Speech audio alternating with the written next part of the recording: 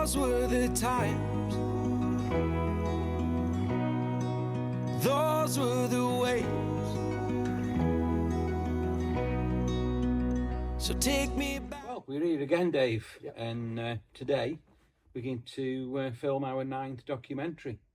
But I think just before we do go and do that, we've got some feedback we need to just talk about on the last one we did. Can you tell me about that? Yeah, feedback's still coming in, if I'm honest with you, but it's all positive. Been pulled up on one or two things, which is what we wanted. Which is what we wanted, yeah. Challenge us. Lady on the only other day in the last documentary, we're on Queen Street, and what we actually said was the doctors was number 1 on the left, which is in the memoirs. It does say number one. I actually checked it, but it was actually on the right hand side. It was number 2. Right. It was number 2. So thanks for that feedback on that one. I put that one right as well. So quick updates then. I've been sent photos of Butt Lane and Torque. I've got more photos coming in of Butt Lane and Torque, because we'll be doing Butt Lane and Torque, a walk around the streets of Butt Lane in probably about 6 or 7 weeks. So that's great. I've got a couple of new pictures from Atwood Street that we didn't show last week. These are Martin Hearson's pictures, and you can see these on the screen now in front of you. And they do look really interesting. Yeah, I've not seen them before. They are on Kidsgrove past some pictures, but I must have missed them. Silver Jubilee at the end, when I played the music and we showed about half a dozen photos at the very end of the last video, there was a picture there of Vinebank Road, and it was the Jubilee celebrations, 1977. I had 2 people say, can you send me that photo? I'm on that photograph. So again, this is the picture.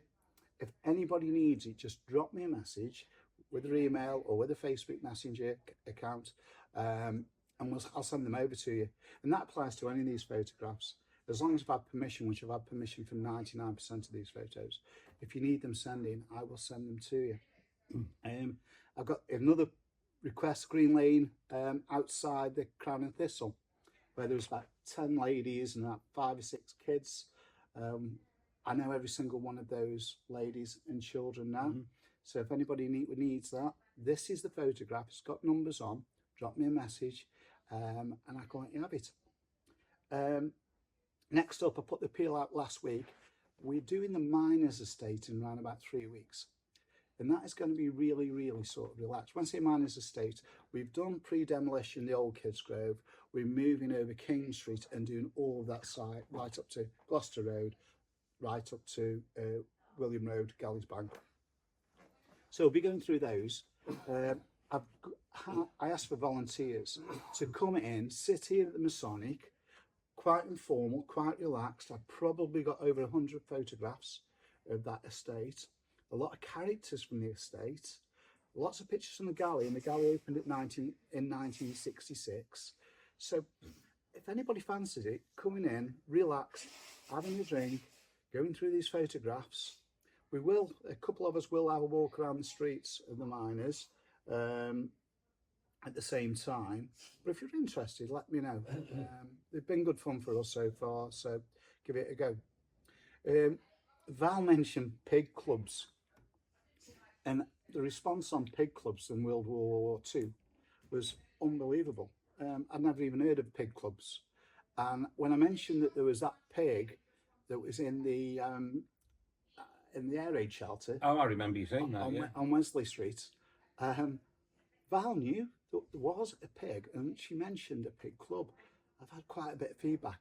So when we do the war years, which is probably in July, I'll bring in more information on the pig clubs. About that, yeah. And what they were. But here's that picture that Val dug out, just to remind you. So that's on the screen now.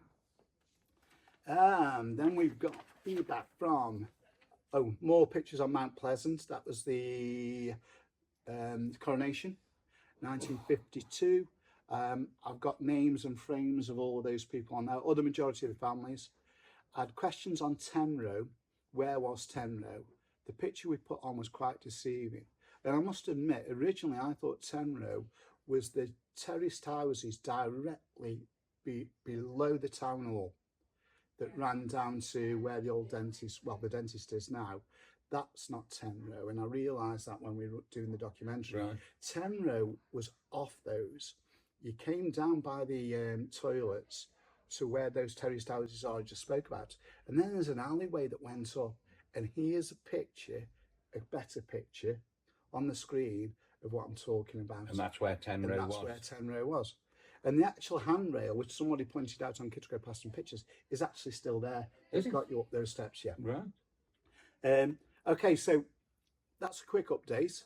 We're halfway through now, the documentaries. Yeah, the cameraman's thinking, oh God. Yeah, we've done 8 so far, 8 so far. I've counted up, and you know, we've still got Butt Lane Talk. We've still got Mad Cop to do. We've still got the war years, which I've just said. We've still got the miners. We've still got schools. So there's still around about another 8 to do. We've got pubs part 3 as well. Yeah. So, you know, that's what we'll be working on over the next 6 months for sure. So all these documentaries have done really, really well as well, haven't they? We've got some tremendous views. And... Numbers are piling up. You know, the musical itself, which is 2 hours 15 minutes. That's had over 2,400 views now. So that's done absolutely fabulous, hasn't it? Really, for it to be on 2 hours 15 minutes, yeah. And the feedback again this week, we mentioned the international feedback we've had. You'll see on Kidsgrove Past and Pictures, we've had thanks from New Zealand, Canada again, Australia. We were talking to a guy yesterday, and those on Kidsgrove Past and Pictures will have seen the request for photos of Butt Lane. I'm working on that and talking to the guys in Oz on that front. So yeah, response brilliant. So we're not just looking here; we're looking all around the world with all these views, aren't we? As well. Yeah, and we're sending. I'm sending photos. I bet I'm sending out at least 10 photos or presentations every other day. Every other day. I must be. Well, that's where we are. That's where we're up to. We've got a lot to do this morning. I'm getting excited now. Oh, you've not been this side of the camera. No, because I'm always filming normally, but today I'm here. So I've got a question for you now. Go on. What are we going to do today? Okay, we're doing the Clough Hall Story. Clough Hall Story. The story of Clough Hall. So we'll be going on foot in a second. We'll be walking along the avenue initially. Okay, so for today we've got a special guest. And I'd like to welcome, I'm sure 90% of you know this gentleman, Mr. Dave Swindles. Good to meet you, Dave. And you, sir. Would you like to introduce? Certainly, yeah. No. Well, I was born in Banbury Street, Butt Lane, and that's where I lived for the first 15 years of my life. I then moved to Boathorse Road, Kidsgrove, number 11, where I lived until I was 27 and got married. I attended Reginald Mitchell Junior School from, I think, I'm not sure on this, probably about 1958 until 1963, when we went down to the new comprehensive school at Kidsgrove, where I stayed until I was 15. At 15 years of age, I got an apprenticeship at English Electric at Kidsgrove, and I stayed there until I was 22 years of age, when I joined the post office, which now we call BT.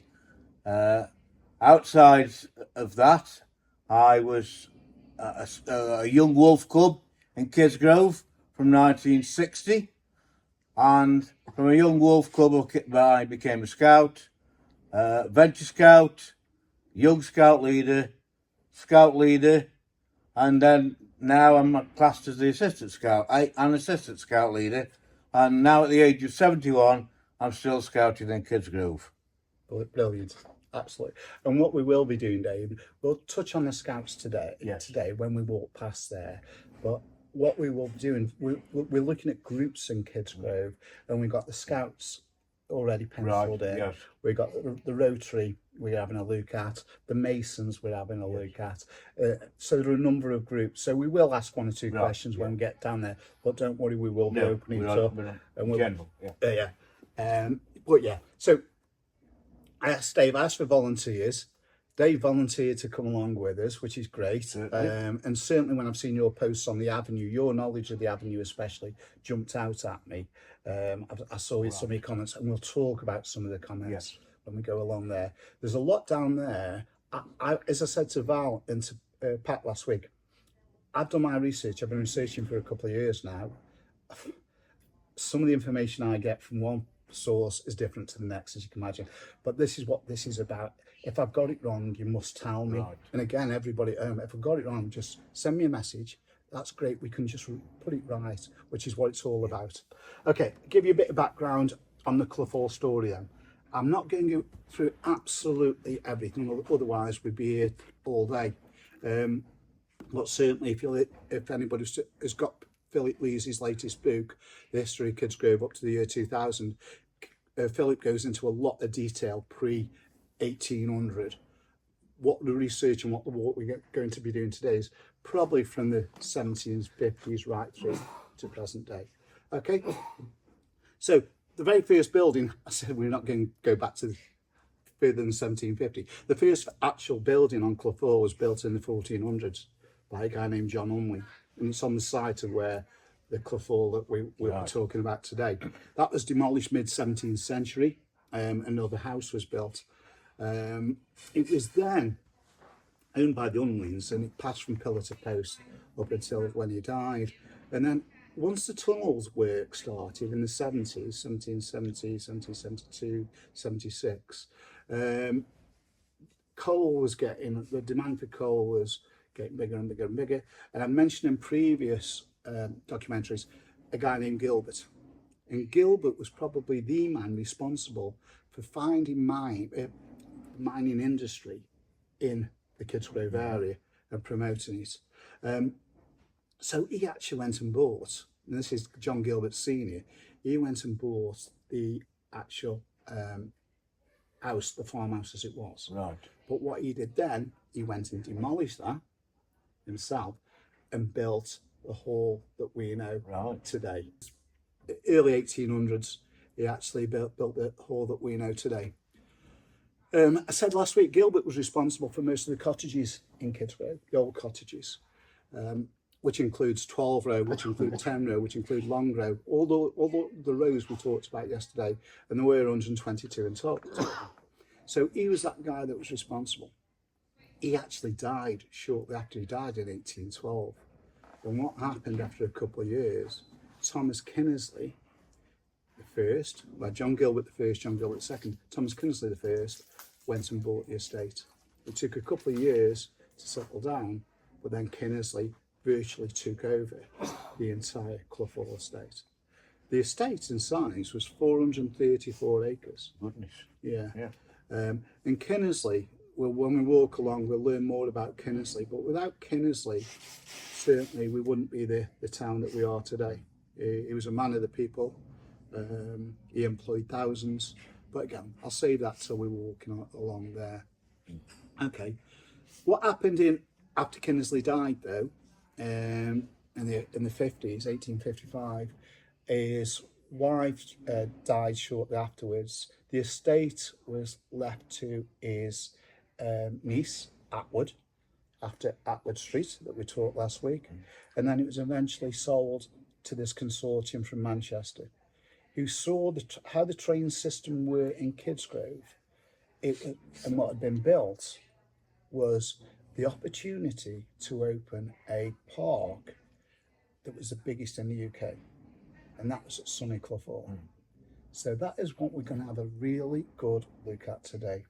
As I touched on last week, 30,000 people every week, every weekend, every Saturday, turning up at Clough Hall to watch shows and all sorts. Again, I'll talk about them. But I've rambled on enough. We don't need the coats on today, but let's pack up and let's hit the road. Now, we had our very own old city towers, or you could say it's a bit like the Glastonbury of its day. Now, believe it or not, over 30,000 people would attend our pleasure land most weekends.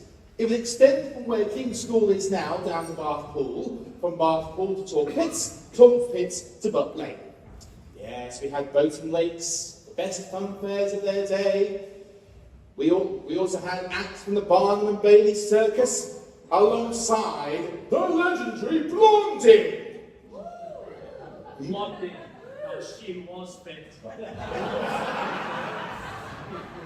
Guy. Though those were the times.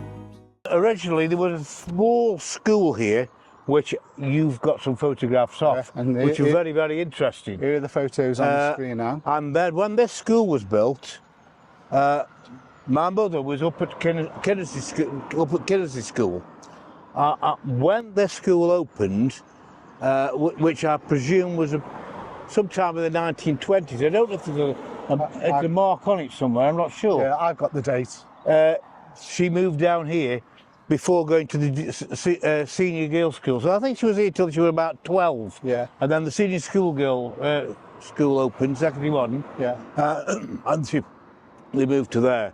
Yeah. Okay, I'm not. Obviously, Wade Memorial, here on the screen, I'm sure some of my friends are going to kill me for this, is a picture of some of the students in 1981. 1981 stood outside Wade Memorial, right. So I don't think they'll thank me for that. And you were on the photo? No, I wasn't. Oh, right. I wouldn't do that.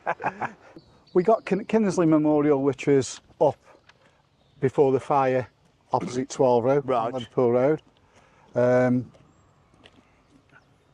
Then obviously we've got St Thomas's Church. I've got pictures here of St Thomas's Church back in the day.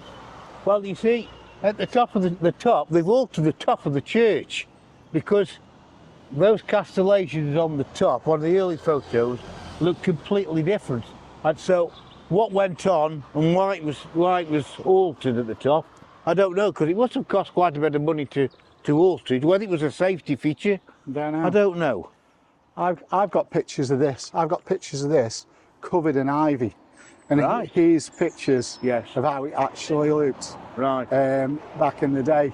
So, yeah, Thomas Kinnersley built Wade Memorial after Reverend Wade. Yeah.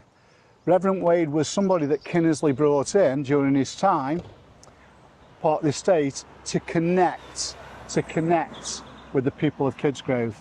He was that focused on bringing up the lives of the people of Kidsgrove, and he brought in Reverend Wade, and that was named after the Wade Memorial. Right. Okay. Right. The gardens. We're covering this in the war years. But what I want to do now, don't go across. If you can just look at those gates. Yes. Those gates. If you can make sure we got those gates on, Glenn. Yeah. And it's the two pillars I'm more worried about, because those two pillars are quite significant. Correct. Yeah. So there's the gates. Have a look at this photograph, which is a photograph of Lodge 1, which is North Lodge, which is on the corner. We're going to have a look at in a second. Those pillars are exactly the same pillars and gates that were on Lodge 1, yes. as you can see from this picture. Yeah. Okay. Okay, we'll move along. Now, on my left, we've got 5 or 6 houses, big detached houses, that weren't here 50 years ago. No, they were built in the back garden of what was now the vicarage, the old vicarage, which was a beautiful design property. Again, it was. I can't remember it as a young child, but I can remember it in its latter years when it was starting to crumble. Yeah. And the vicars had moved out. Can you remember the vicar's name? No, I can't. Yates. Right. His name was Yates. Well, yes. The memoirs that I read, and I refer to memoirs because when you go into the library, there's loads of files with people's memoirs from the 1900s, the 1930s, and I spent a lot of time looking into them, reading them, and some of the information is absolutely amazing. But yeah, you're spot on. Yes. None of these houses existed. No. The vicarage itself, the old vicarage probably was somewhere here. I think. Yeah, back here. Yeah. And the rest of it was gardens. That's right. And they used to have it Sunday school parties, garden parties. Well, if most people who got married at St Thomas's Church had the wedding photographs taken this side the church on the lawns. Yeah. And I've seen numerous photographs of the church as a backdrop Yeah. to all the wedding photographs. Yeah, yeah. Probably certainly from the 1930s up until the 1960s. Yeah. Yeah. No, that's it's really good, and that matches with what people have said and what I've read. Right. So yeah, the vicarage. It looked beautiful on these pictures. Here's a couple more pictures of the vicarage. Right. There you can see on the Yes. screen. It really is good. Right. So we come to here. There's a few observations before we have a look at North Lodge, which is lodge number 1.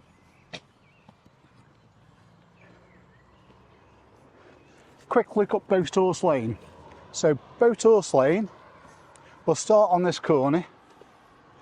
Whose house was originally this? That's Dr. Friel's. Dr. Friel's. Dr. Friel's. Yeah. Yeah. So there's nothing else. That All was- gardens, Dr. Friel's. Dr. Friel's. Dr. And Friel's. Again, I only ever went there once due to an accident at the Scout headquarters, and it's a very strange thing that time moves on. But the lad I brought to Dr. Friel's, I knocked at the door, and Dr. Friel's wife answered the door. I said, "I've got one of my scouts, he's cut his head open." She said, "We can't deal with it here. Can you take him up to the surgery?" Now, the surgery was on the car park in Market Street, right? So she shut the door, and we came back down, and we went down there.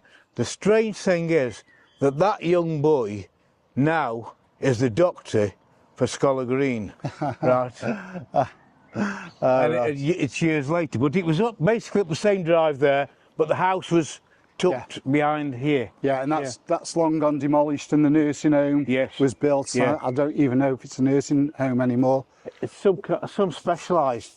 We look up Boathorse Road. Yeah. We got the tarmac company along there on the That's left-hand right. side. Yeah. Okay. Which is now the Poet's Estate. Yeah. Yeah. We're not going to look at that in any more No. detail. Few bits and bobs here. This was the entrance, wasn't it? The entrance was Yeah. here Yeah. to the park. Yeah. So we've got pictures of the entrance to the park. But what I also want you to do, Graham, if you can come over this side where we are, and just take the video of down the avenue there from this point to where those cars are now, as far as you can get. I've got pictures taken in the early 1900s that show exactly the same place photographs were taken, and it looks gorgeous. Yeah. It looks absolutely With the poplar trees. and you can actually see it. You can actually see it on these photographs. So I think where we are standing now is one of the lodge gates. Yeah. Right here. Yeah, it was. You It know. was, because you can actually see, You can see the house right behind it. and the other part where Yes. the garage is now. Yeah. And what you've got, Andrew Marlowe, friend of mine, he actually worked on the renovation of this. Oh, right. And he said it's one of the most gorgeous projects Yeah. he's ever had. But Yeah. it is absolutely I mean, spectacular. as my younger years, it was just derelict. Yeah. Derelict. And here's pictures of it derelict. yes. Here's 2 or 3 pictures how bad it actually looked. Yes. And how they've restored it is just Fantastic. It's just Yes, beautiful. yeah. But this was, we'll call it Lodge 1. This was North Lodge. Right. Okay. I want to take one more look at this little crescent here before we move down to Bathpool.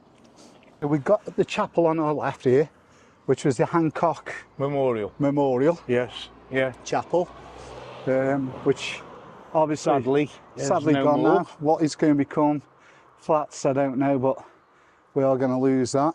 Yeah. And then directly behind you, Glenn, is that crescent. You can actually walk in, or you should have been able to walk in.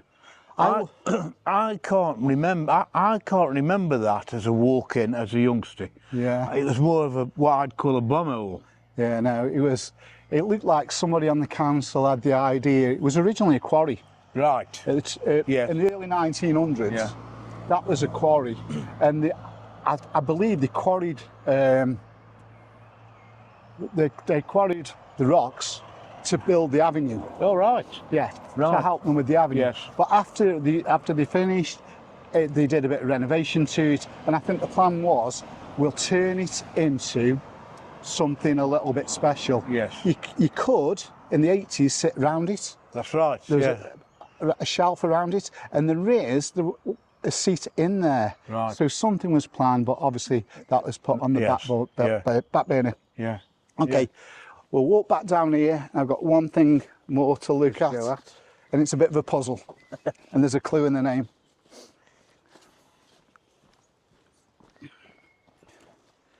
I said it's a bit of a puzzle. Puzzlewood. Yeah. Puzzlewood, or is it Puzzle Gardens? Puzzle Gardens, really, yes. It depends who you speak to. I always thought it was Puzzlewood. Yeah, I'd say Puzzle Gardens. When I was growing up. Yeah. Yeah. But Glenn, if you can just pick up the wood behind us. Yeah. That was known as Puzzle Gardens. Or Puzzlewood to some people. How it got its name Puzzlewood, there's a debate going on, like there always is. There's always talk of a monkey puzzle tree. Right. And there were monkey puzzle trees in there. Reports 2 years ago said that they'd all been chopped down. Right. There's one left. Right. There's one left. I went there yesterday and it's still there. Still there. And you can access it from where the bowling club is at the top. Yes. You just walk in that alleyway off Clough Hall Road, go down 20 yards on your left, look up and you can see it there. It is still there. Well, I've never seen that actually. Yeah, no. it is there. Yeah. But the other puzzle, I can remember, you can remember there was rhododendron bushes. Yeah. I've read in 2 places about a maze. And the maze was made up of these bushes, rhododendron. So puzzle could refer to a maze. And I've seen it on one of the old drawings, it referred to maze. Right. Or it could refer to the monkey puzzle trees. But either way, both are good stories. Yeah. Yeah. And the rhododendrons will probably be out in another few weeks. They're out now. Yeah. I was shocked when I went up there because literally underneath the monkey puzzle tree are loads of bushes. So you would come down, when we talk about the estate went all the way back up to Westmoreland Avenue, right up Clough Hall, all the way back. Yeah. It was acres and acres and acres because you've got to remember no houses there. No. And that's what it was. But in 1902, there's another puzzle here. During when the Pride of the Potteries, the park was open, there was a murder here. Right. It was on a day where there'd been a demonstration from all the miners, and it was quite well attended. Thousands of people attended. It was quite a rowdy event. And what actually happened? There was a guy named Bill Smith, who met a girl at the bar, as you do. He was having a few drinks with her. Bill was married. I think she was married. I think she was a performer and she was living in Hanley. Right. But he offered to escort her down to the train station, one of the stations. Yeah. As they came through here, apparently Bill Smith was attacked by 3 men, allegedly. Right. But Bertha Peters, the girl he got his arm round before he was attacked and killed, said that she'd passed out. Right. And when she comes to, all she can remember is 3 men and him lying there dead. Right. So there was insufficient evidence to prosecute Bertha, and that case was never solved. Oh, right. So some people say that led to the downfall, because a couple of years later, the park actually closed. But there was a murder on this corner. Right. So there we go. Yeah. Okay, so we've come down to Bathpool Park, which was again part of the estate, part of the park itself. In the distance there, you can actually see Bathpool Lake. Yeah, Bathpool itself. What you got down the very far end, you got a pool that was a second pool. The pool itself in total was reduced by 1/3. And on these pictures here now, you can actually see how big these are. Right. How big the pool actually was. Yeah. The pool itself used to have paddle steamers on. It used to have swimming galas. It used to have little kiff boats with the guys with the bloody straw hats. Right. Who were paddling their maids around the lake. It was absolutely fantastic. And here on this, you can actually see this picture again. I'll put this picture up again. You can circle there. You can actually see the jetty where all these were kept. It was honestly something special. Yeah. But as we go if we turn and if we were to look over this side, okay, we can't see it No. down here. We also had Nelson Pool. Right, yes. Okay. Yeah. So we had Nelson Pool. Behind Nelson Pool, we had Nelson Colliery. Yes. A lot of my friends who lived on this estate, because I'm from the Clough Hall estate, will remember right by the bottom end of where the bands used to practice. Yes, on the slab. On Yeah. the slab. Yeah. The bands used to practice on the slab. We used to watch the bands practice Right. when I was a teenager. Yes. On what we called was Nellie's Bank. And I never realised that Nellie's Bank was Nelson's Bank. Right. And I didn't. And somebody asked me a couple of days ago, what's the connection with Nelson's? What is it? Well, the connection with Nelson is Gilbert family were big admirers of Horatio Nelson, Right. Yeah. who died at Trafalgar in 1805. So they made a lot of tributes, Nelson Colliery, Nelson buildings. And that's what Gilbert actually did in appreciation for what he Right, did. lovely, didn't know that. Yeah. Okay, we're here at Clough Hall Park. This, in the day, at the time of Pride of the Potteries, Clough Hall Estate, this was known as Lower Meadows. So the house, the hall, was at the top of the road there, on the corner. We'll show you in a second where that was. Okay, I'll show you in a second. But you've got to imagine this, it wasn't just this big. It went all the way around. There were no houses. No. It was massive. Yeah. And if I tell you some of the things that actually took place here, and I'll show you some maps as we actually go. So, we got athletics track, we got a race course, we got a golf course, we got a cycling track, we got archery, we got cricket pitch, we've got lawn tennis, we got croquet. Unbelievable amount of sports actually took place here in this park. This park, yeah. When we get to the Clough a little bit later, we'll revisit the park, right? And I'll show you some of the detail exactly where things were. Yeah. Because when this is really dry, Craig Henschel pointed out, you'll be able to see the cycling track and the athletics track. The patches go really dark, as in this picture here on the screen. Okay, and the track ran all the way around there. Now, we've just been mentioning the tree behind us, and here's the picture of the tree in its heyday, which I think everybody who grew up around here has got fond memories of, either sitting under that tree in the summer, watching the cricket, sheltering under that tree. Well, it's a bit like the Sycamore Gap tree, really. Exactly, yeah, it is. I mean, every child, certainly from the 50s, used to sit under this sycamore tree. Yeah. And when it was cut down, I think the majority of people in Kidsgrove were really sad about it. It's devastated. Really sad. Devastated. Yeah. The question that's asked is, why was that the only tree there?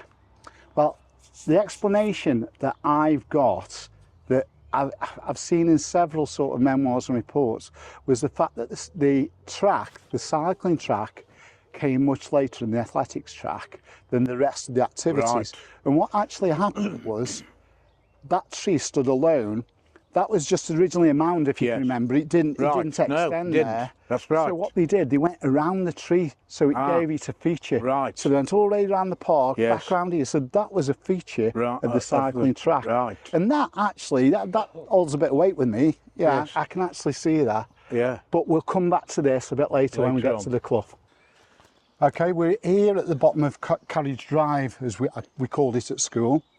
And this is lodge number 2, we'll call it for today. And this was Hollingwood Lodge. Okay, so we know Bullen Lodge is still there, which was North Lodge. This is Hollingwood Lodge. This has recently been taken over. It's been fully upgraded with pods on the land at the back. But this track in the day would have led up to the top of the A34, where there are 2 more lodges, which we're going to have a quick look at in a few minutes. I've got memories of this because I'm from Clough Hall, Westmoreland Avenue, which is just over the hill there. I can remember, I think Mr. Amos used to live here. Right, was he a councillor? Yeah, he was. Yes, He was. yeah. He was councillor. Yeah. And Mr. Amos, and he used to have like, I wouldn't say the budgies, because I think they used to have like an aviary at the Oh, back. right, yeah. With parrots and everything else. I distinctly remember that. I've got a picture here of a John Clare painting Now, John Hooper posted this up, and this painting is absolutely gorgeous. It's looking down from the carriage drive, looking at this. So have a look at this painting, and that's John Hooper's probably got it on his wall. It's an actual painting of him. Okay, so we'll walk down. So we've covered Ollingwood Lodge. We'll pick up that Leg of Mutton Lake's just up there, a few hundred yards up that pathway. And then No, this one's called what? oh, I don't know. Right. I've not caught you out, Dave. No, yeah, I didn't know. I just know it as Little Pool, or Right. Little Leg, I know it has. It has got No. it has got a name though. Right. And a lovely little pool. This is the only place I ever came fishing, and I only ever came fishing once, and I didn't catch anything. It wasn't my rod, it was with the gang. Taylor twins, who you probably know. Yeah. Brian and Michael, yeah. Yeah. They were all big mates. Brian always talks about you. Yeah. Always talks about you. Lodge number 3, as we'll call it today. Lodge number 3 was just here. Right. Okay, but they demolished lodge number 3. Goodness. So people think there was actually only 4 lodges. There wasn't. There was actually 6. Goodness. So this is one of the lodges that have actually disappeared. It was on the junction, well, towards the end of where Beach Drive meets Park Yes. Lane. So just down this pathway here was another lodge. Right. It's long gone now. Was that similar to the one Yeah, there? similar to that one. Right. Yeah. All the lodges are very much similar. Yes. Except North Lodge, Bourne Cottage, Right. which is yeah, just totally, yeah. spectacular. Yeah. Okay, we're here at South Lodge. This is South Lodge on the A34. You can probably hear how loud it is. Dave is joining us. He's on his way. Dave Swindles is on his way. But this is South Lodge. It looks absolutely amazing. It really does. Across the way, 10 foot across the way, we've got Jasmine Lodge there as well. You'll see a few photos of how this looked 100 years ago in a couple of minutes. But I was talking to Dave Swindles, and what we've actually got is behind South Lodge. I'm talking 30 years ago, 40 years ago now, maybe 50, was the Lodge Cafe. And here are a few pictures of the Lodge Cafe, And anybody who can remember Lodge Cafe it's got so many memories for so many people. Lodge Cafe, where these 2 houses are in the background, that's where it was. We used to come here after a session in Brennan's in the early 1980s for the fry-ups. Many memories of Lodge Cafe. You've got the pinball machine, you've got the fruit machine, you've got the jukebox, you've got the massive pots of tea. You've got the Manleys in the 50s, 60s. You've got the Farrs, who I think were related to the Manleys, who came afterwards. I think you got Carol with the stables behind Lodge Cafe as well as part of that. So many good memories of Lodge Cafe, but we're here, we're at South Lodge. We've got Jasmine Lodge across the way, but seriously good memories of this area. And these are the 2 lodges. Okay, we'll talk about number 6 lodge very, very shortly. So we've just done South Lodge, which is literally 10 foot that way. We just talked about that. Number 5 is Jasmine Lodge, and behind these bushes is Jasmine Lodge. Okay, these 2 sat at the top of Clough Hall Drive, or Carriage Drive, as he actually called it. I've got pictures of Jasmine now, how it is behind this edge, and I've got pictures of Jasmine in the early 1900s. Right. So here you can see those. Very Here's nice. pictures of South Lodge from the early 1900s as well. Yeah. So you can actually see these, what they look like and what we've got now. Right. What we've got here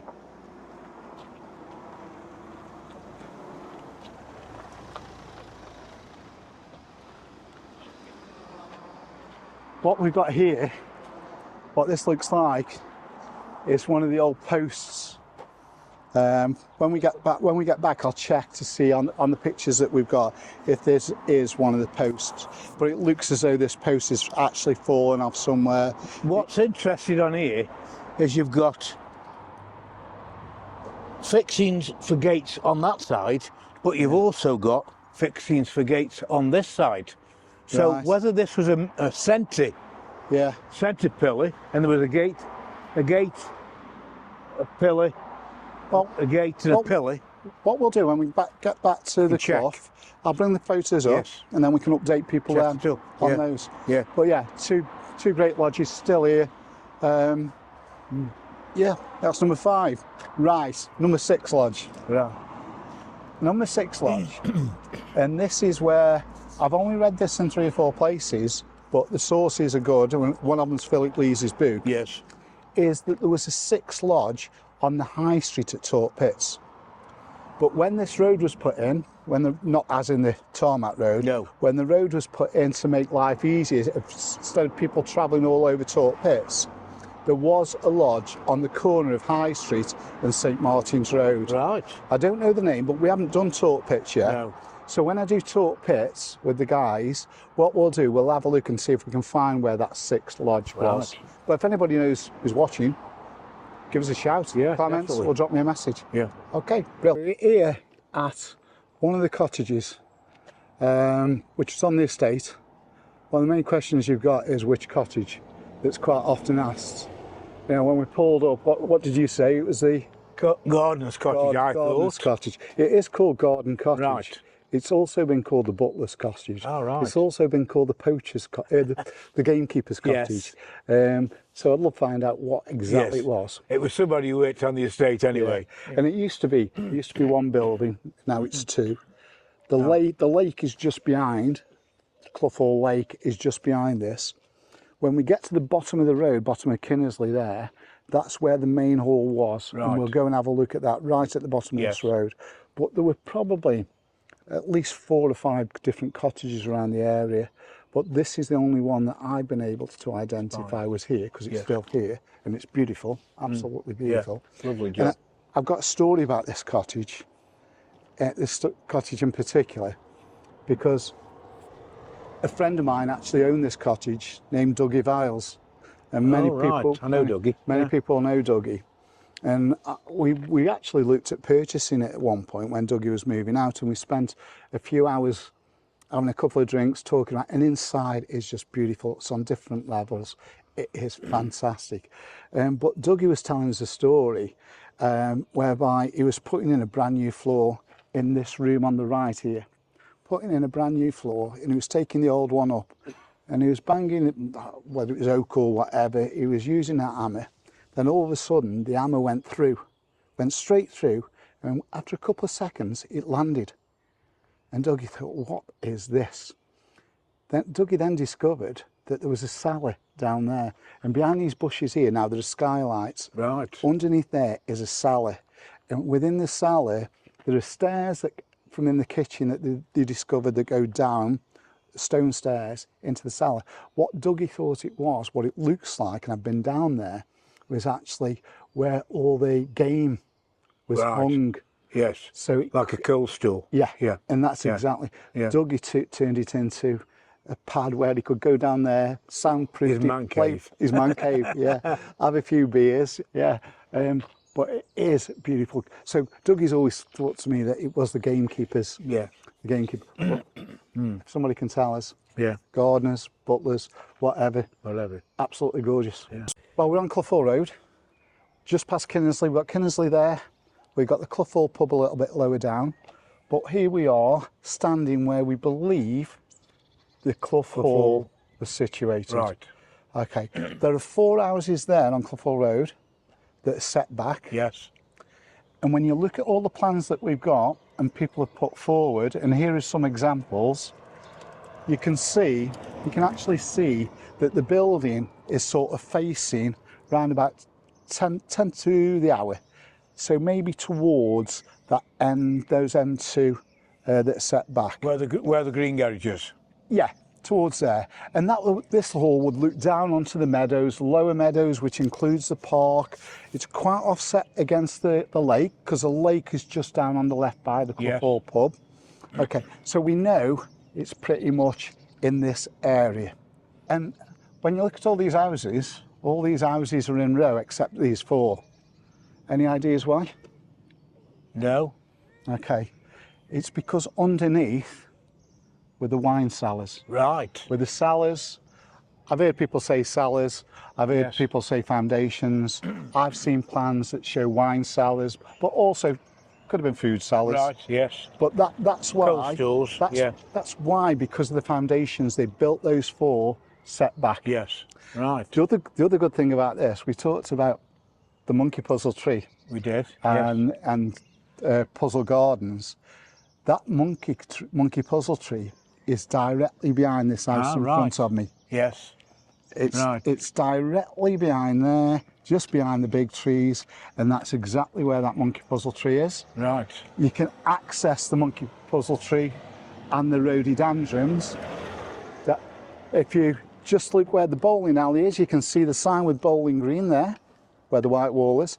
Just go down there, turn to the left, the pathway takes you down to Bourne Cottage, takes you down to North Cottage, and you will walk past the monkey puzzle tree and the rhododendron. Oh, that would be great. So all those people who actually said they've all gone, they've all been chopped down, it's there. There's still one left. It's there today, Right. so do not fear. Lovely. Do not fear. Yeah.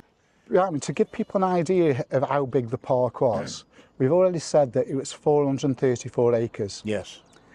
The fencing that surrounded the park, that basically stopped people getting in, was over 4 miles in length. Goodness gracious. And they were called Cali boards. Yes. The Cali board is a picture. The Cali boards went all around down to Butt Lane, up to Torque, and they stopped people 6 foot high, 2 foot, 3 foot of barbed wire on top of those. And they were what protected, as well as the gates where the lodges where people paid in. But if you can imagine these, no houses here. No. All the way up to the ski centre, nothing at all. Yeah. This was one straight road, field up here, and what they'd actually got up here was the roller coaster.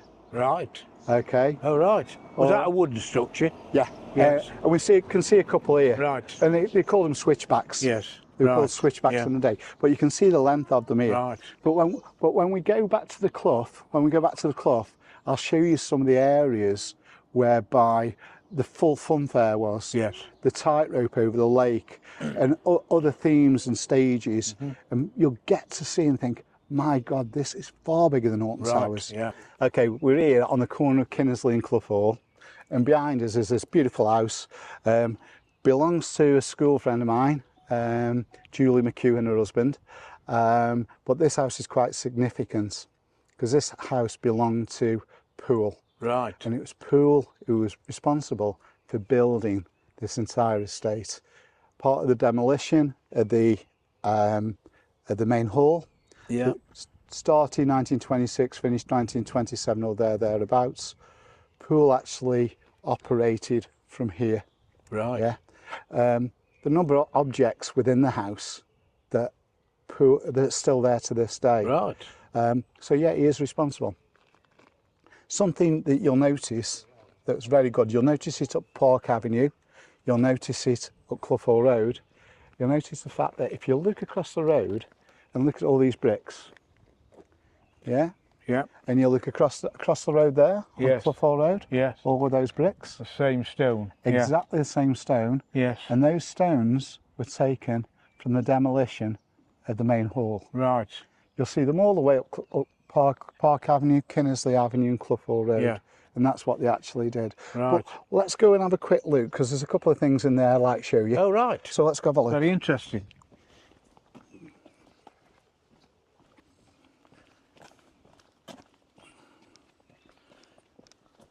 Well, it's a lovely size house, isn't it? Lovely big Beautiful. house. Yeah. Yeah. Yeah.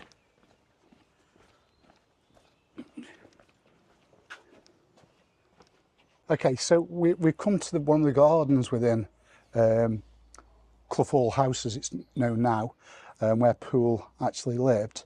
this used to extend right down to the Clough. So where these two houses are, that was all orchards at one point. Right. And went straight down to the Clough Hall Lake in the corner and the Clough Hall pub, its actual south. Inside here, all the original panels from the hall Right. are Oh my goodness. in their lounge. Right. And what Julie's going to do, she's going to send me some photographs Lovely. of the originals. Right. Some of it's been painted, she says. Yes. But some of the originals she's got on photographs. Right. She'll send them and we'll show them. Hopefully very it's part interesting, yes. of this. Yeah. What you Yeah. can see here, and some roofing work done. But as you can see here, this is one of the old seats from the gardens Right. of the main hall. And fortunately, Julie and Mick have been able to retain this. Yes. So they've got quite a bit of history within. I'll just have a seat. You have a seat. I think of in the And just gardens. think of some of the famous people that may have That's right, actually yes. sat there. Yeah, all the people from Kidsgrove, 150 Well, years ago. all over the world. Because Yeah. you've got all those artists, you've got Blondin, Yes. you've got all the superstars of the world. Barnum and Bailey have all been been. guests here at the main hall when it was a main hall. Yeah. Yeah, see if you've left a few quid Nice underneath. piece of stone. Yeah, yeah. Yes. Okay, let's have a wander around to the Clough.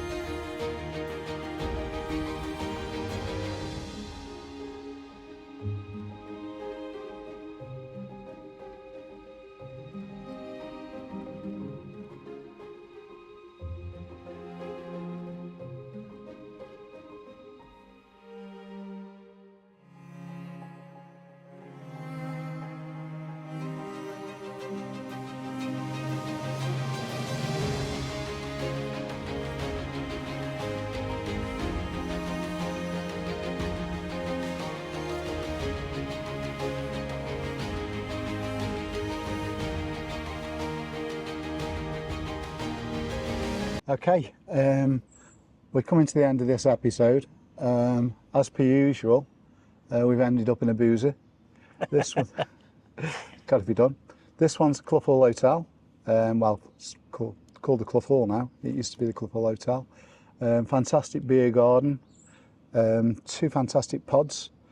Inside again, run by really good people. Beautiful inside. Plenty of space for the kids. Backs onto the lake. Got quite a bit of history itself, this place has. Okay, but let's just have a recap because we've got quite a bit in today. We focus really from Gilbert. Gilbert was the first guy that actually bought the house, the main estate, 1812. He passed away, sold on 1814 to Kinnersley, and that's where it all began. Okay, so we've looked at that. Then we've looked more down the avenue. We've picked up a number of things that Kinnersley was responsible for, such as St Thomas's, which actually his wife designed. Right. Anna, his wife actually designed Yes. St Thomas's. We've come all along there, Wade Memorial, etc. We've been to see the lodges, and we now know, we think there's 6. Yes. There's only 1, 2, 3, 4 still standing. And the two, especially up on the A34, look fantastic.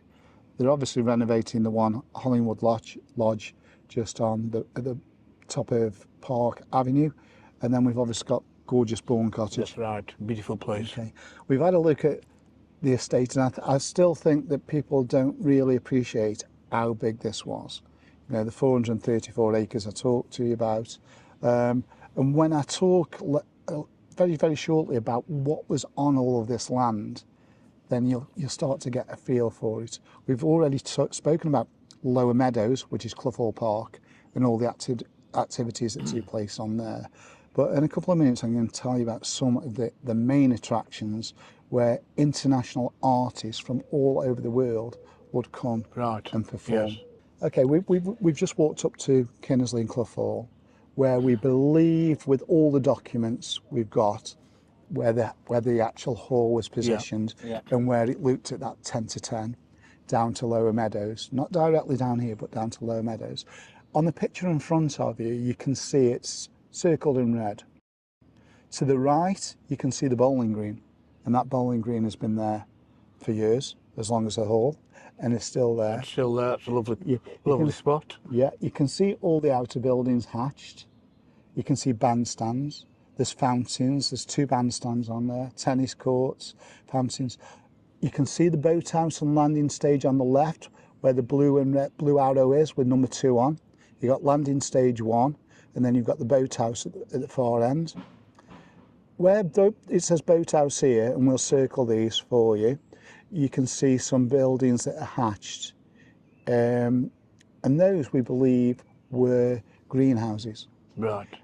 Because they used to sell plants and flowers here, and they look very much like the greenhouses and glass, which several people have mentioned. We've got a lot going on there. If you look at the bottom right-hand corner, I talked about the roller coaster, Yes, I remember, yeah. Yes. and you can just see the word switch, which will circle here, Right. and that's the one that went all the way up Clough Hall. Now, these outbuildings, some of these were for artists to perform. So I think I mentioned earlier down at Clough Hall, there was 2 dance floors, 1 indoors, 1 outdoors. The outdoors one could hold 1,000 couples. That's 2,000 people. That's a lot of people, isn't it? And so could the indoor. Yeah. Yeah. Yeah. In addition to that, there were theatres, stage theatres that held up to 3,000 to 5,000 people. They were outdoors. Yeah. They were outdoors. It's staggering when you think, Yeah. and the amount of activities and the amount of people that were here Yeah. on a weekend basis. I was just going to Amazing. say, you just can't believe how many people would have been around, can you? No. And when we start to talk about some of the acts, you'll understand why 30-odd thousand every Saturday would turn up in sunny Clough Hall from all over the country. Right. You know. Yes. So, okay, here are a few more pictures. This one shows where Park Avenue is. It shows Clough Hall Road. Again, it's a different map, but that's got the projection of where the hall was and outer buildings. Again, it looks exactly the same as the last one. Yes. It's from a different source. So we know we're in the right area. When you look at this one, this is split screen. This shows First Avenue, Clough Hall, Park Ave, Fifth Ave. An up-to-date one. Aerial view on the right-hand side. On the left-hand side, you can see exactly how it was. In the centre, you've got the athletic ground, and the athletic ground ran around the outside, and you can see the stump. Yes. See the stump there? We'll circle these, Darryl. The stump there, that's where the tree Where was. the tree was. And that's exactly where, as suggested, they probably did that on purpose to go around. But you can imagine when we say how, somebody says, how can you get all that activity in a park? It wasn't just this, wasn't the Clough Hall Park as we know. There's nothing else about. There's no land. All you've got there in the top right-hand corner was Daisy Bank Farm. Right, yes. There was so much space. Okay, so we'll go back to the pride of the potteries, which will focus on that and some of the acts, international acts that appeared here, but also some of the other activity that was here, along with the dance and everything else. It ran from 1890 to around about 1904, but it officially closed in 1906. They said that the syndicate that actually bought it got into financial trouble, Right. and that's why it actually went bankrupt. Some people say it was down to the murder of William Smith, at the bottom of Bourne Cottage there, but who knows. But let's talk about things. It had a fairground, and I mean a fairground. The fairground itself was, if you look at the lake here, the fairground was right at the bottom of the lake. So right up towards the end of Park, Beach Drive, yes. on that area. Right. And this fairground had carousels, it had Wurlitzers, it had swings, Right, swing boats. swing boats. Yeah. You know, it wasn't a small It fair. was huge, was it? It was, It was huge. Right. We had up on there as well. You got a captive balloon rides. Oh, right. So a captive balloon ride where you could get in a balloon. and have a ride in a balloon. You could go up in the balloon and come down in Pull the you balloon. back down again. Yeah, and we've got some pictures here of what captive Balloon rides rides. were. Yes. Yeah. It's not the exact photograph from here, but It's similar. It's Yeah. very, very same, just a different balloon. Got coconut shies, got an aerial walkway, An aerial walkway. so where the tightrope walkers would walk. Right. So some of it would go across the lake. So international superstar, Blondin, Charles Blondin. Yes. World renowned. Well, he did go across Niagara, didn't Niagara, he? he did. Yeah. Blondin appeared here probably 3 or 4 years. Right. He was like in his 60s when he appeared, but he was still doing the business, carrying people across from 70 foot high. 70 foot high, yeah. That's what he was doing. He would have been carrying me. And he was doing it blindfolded. But Blondin, people say that 30,000 people turned up to see Blondin because he was that big. Yes. Certainly towards the end of the 19th century. Blondin, I've mentioned. Dance floors I mentioned. Bars late into the night. There's a firework display every single night Right. to celebrate the end of another fantastic day. Yes. That's They what had we that do. every single night. Every single night. Yeah. You know, the neighbours complain currently about one night a week, one night a year here at Clough Hall. That was every single night Right. on the doorstep. There was theatres, 3,000-seater theatres. One of the most interesting ones, and me and the lads have covered this before, is in round about 1892. Oh, no, it's 1902. 1902, what they did is actually bought the gondoliers. You know, the gondoliers from the stage show Right, gondoliers. yes. But what they did here, they didn't do it by halves. 600 yards of canal were built down the side. It took 200 workmen 6 weeks to build To build it. Yeah. this artificial canal. There were 12 gondolas on it, and 20 gondoliers were employed. Good grief. Yeah. And they ran a full stage performance that was packed every night. And they got the idea, and here are some of the pictures, they got the idea from an event that happened in London at London Olympia the year prior. That's where the idea But comes from. it came from here. Yes. Yeah. They built a mural 600 yards long. And that's It's a long. a long mural. Wrong way. Yeah. And that mural represented what they said was Little Venice. Right. And this is where the subjectivity comes in relation to, when we were at Normid, we were covering Normid and we were covering Talk of the Hill Pit disaster. We showed that row of houses going down towards Dunkirk from the Swan, between the Swan and Yeah. Queen. Yes. Yeah. And here's a picture circled, what we talked about. That is known as Little Venice. Yes, Venice. Yeah. Yeah. Now, there are two differences of why is it called Little Venice.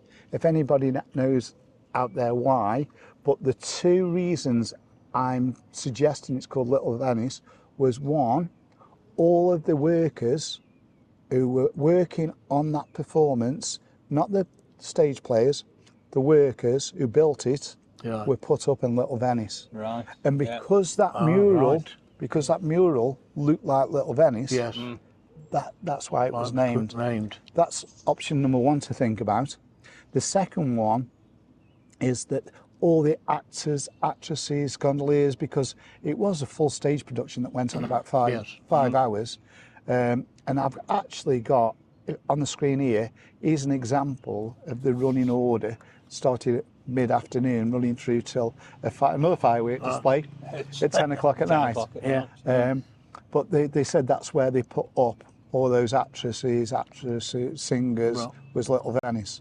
So those are the two theories that we've got, and what I've picked up in all the research I've done. If you've got anything different, let us know. Big parachute descents where they would go up, jump out of parachute. There's a number of cases, and in the cases I've read, nobody got hurt.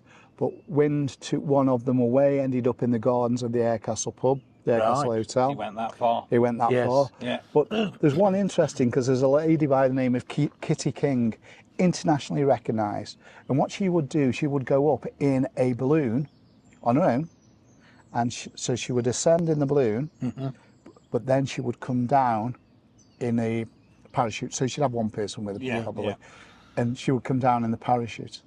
On one occasion here, Kitty got blown away and was found in Tort Pits. Right. Yeah. Yeah. She was safe, and She was all right. they collected her. Yeah. And they, basically the squire gave out, Heath, his name was, the manager, rewards for the first person that found her and brought her back alive. She got a reward. Yeah. But what interested me here, I was trying to find out where the Skylark pub got its name. Right. Yeah. You know, down on Right. Jamaica Yeah, there Road. we are, yeah. And her balloon was called Skylark. And Oh, right. I just wondered. That's strange, yes. So when we do Talk Pits, which we haven't done Yeah. yet, we'll have a good look at that one. Yeah.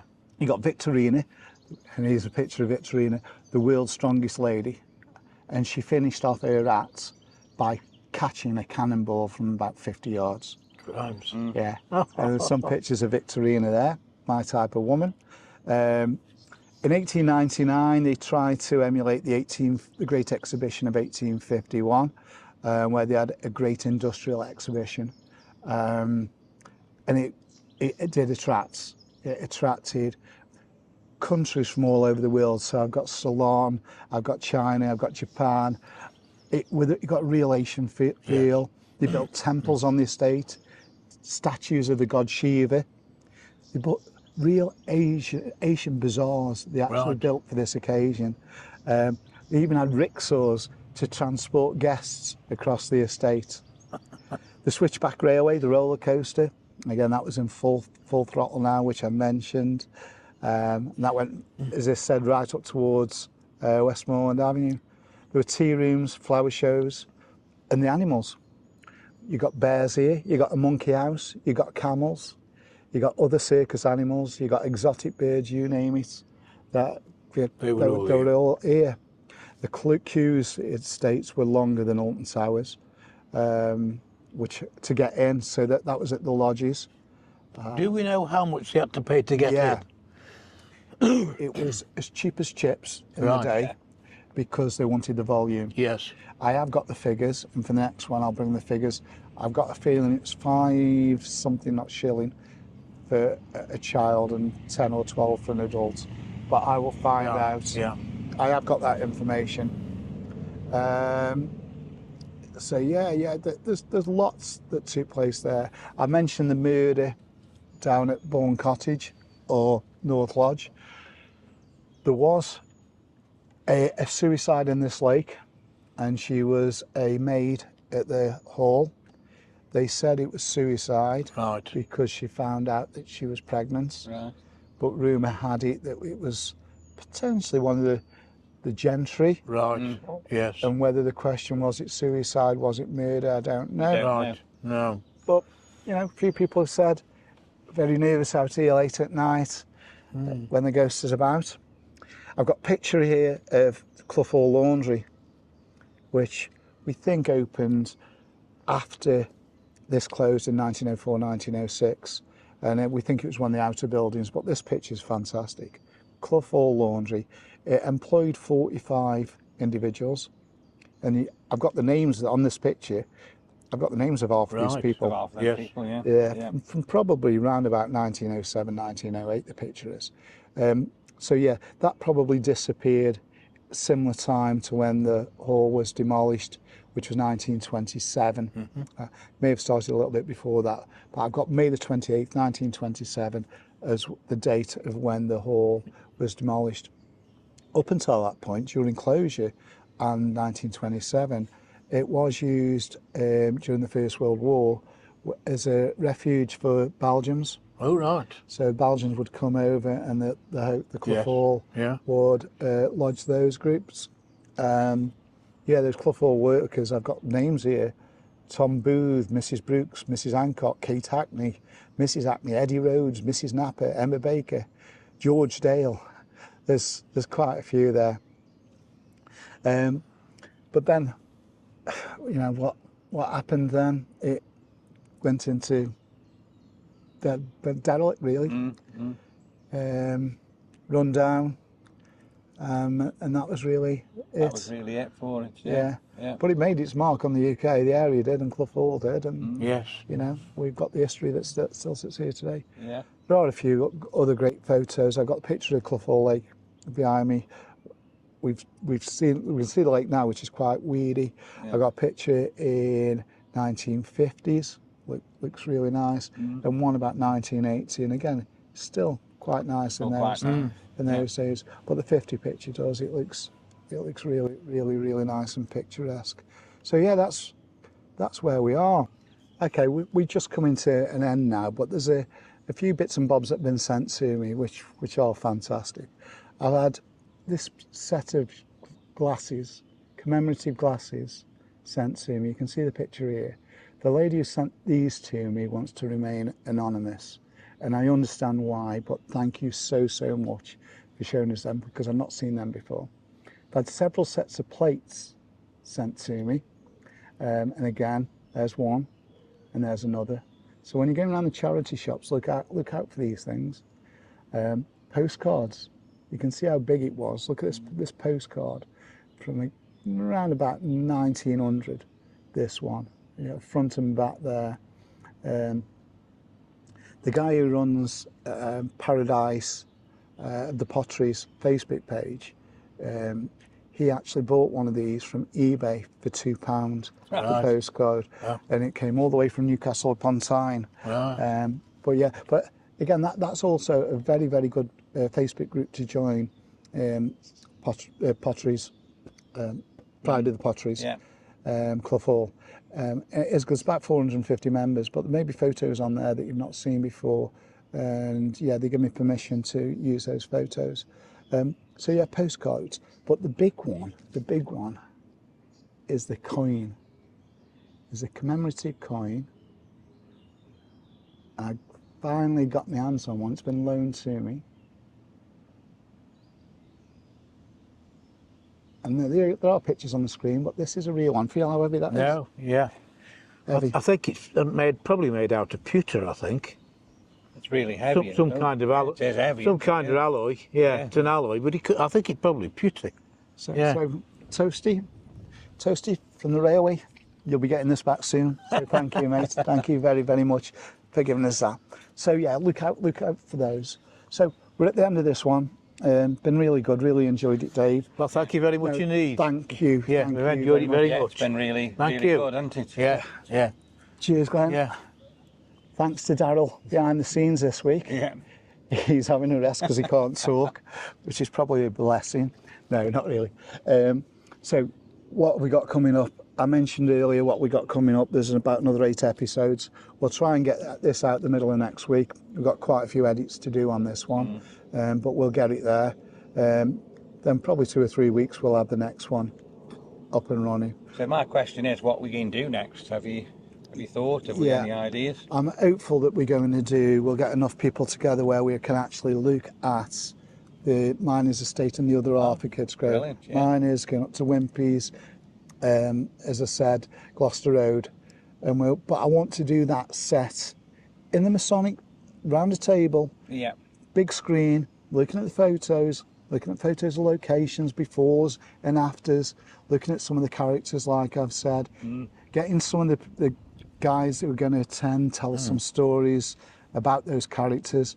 I've got lots of information about the galley, lots of information regarding galley football teams, sport in general as well. So I think I've got 2 gents who've already volunteered. So if we can get a couple of ladies who may be born and bred on in the galley, or old Kidsgrove born and then moved over to the posh Gloucester Road, that would be fantastic. So if anybody's interested, and Dave, it's quite relaxed, and it's certainly, yeah.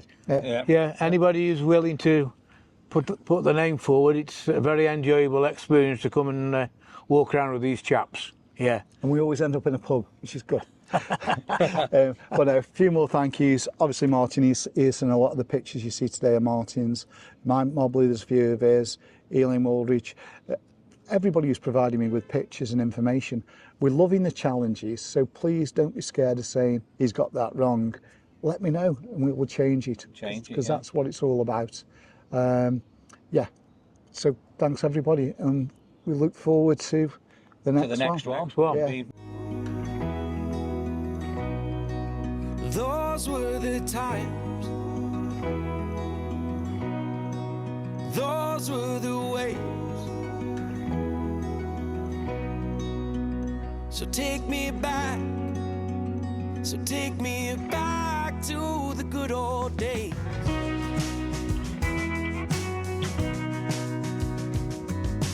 Looking back from here, I can see that we were blind to the burdens we would shoulder and the struggles we would find. But growing made us strong as strong can be.